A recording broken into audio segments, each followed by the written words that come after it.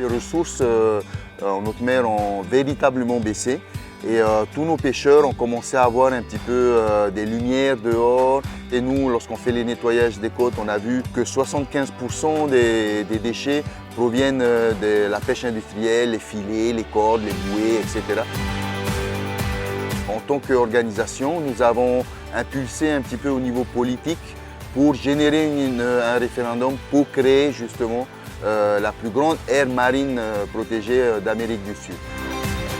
68% de la communauté a dit qu'ils voulaient créer l'aire marine protégée. Et là, on a fait une autre question aussi. Est-ce que vous êtes d'accord pour que la pêche industrielle soit arrêtée? Et là, 78% de la communauté a dit ne veut pas de pêche industrielle. C'est un message très clair qui est sorti justement de toute notre campagne de sensibilisation, communication et montrer un petit peu les effets au niveau mondial de la pêche industrielle et tous les méfaits que cela génère pour nous, des peuples qui vivons un petit peu de l'océan et des ressources, quoi. Avant, il fallait se lever très tôt le matin pour aller chercher du poisson, sinon tu arrives, il n'y en a plus. Aujourd'hui, tu as du poisson tous les jours. Donc ça s'est passé en l'espace de 2 ans.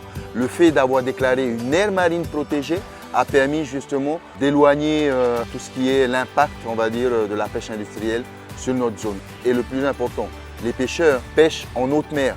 Donc ils ne sont pas revenus sur les côtes pour mettre les filets, etc. Ils continuent jusqu'au jour d'aujourd'hui à pêcher en haute mer.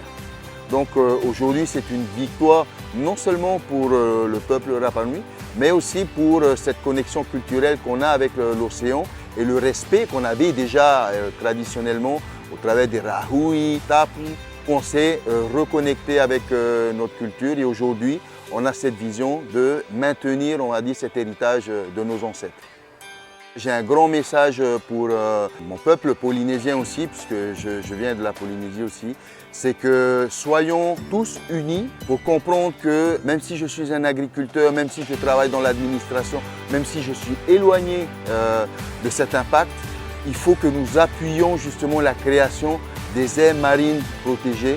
Pourquoi? Parce que c'est une manière de laisser un héritage pour nos enfants. Nos enfants, qu'est-ce qu'ils vont manger demain? Une pêche de développement durable, une pêche ancestrale et artisanale, c'est une pêche qui nous permet de voir à long terme et de maintenir justement notre océan.